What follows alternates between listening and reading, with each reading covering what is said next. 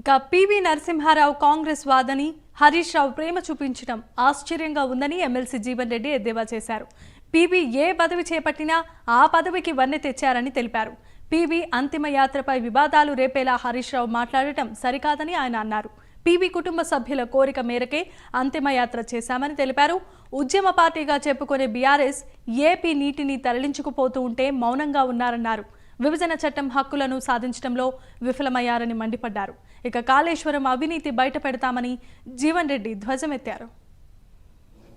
మిత్రుడు హరీష్ రావు గారు పివి నరసింహారావు గారి పట్ల ప్రేమ ఒలకబోసుడు చూస్తుంటే ఆశ్చర్యం కలుగుతుందా? అంటే వాస్తవంగా ఏదైతుందో పివి నరసింహారావు గారు వీళ్ళ కాంగ్రెస్ స్వాది అని ఏ స్థాయికి ఎదిగినా కానీ ఏదైతుందో అది కాంగ్రెస్ పార్టీతోనే ఆ స్థాయికి ఎదగడం జరిగిందని చెప్పనేది ఇదందరికి తెలిసిందే.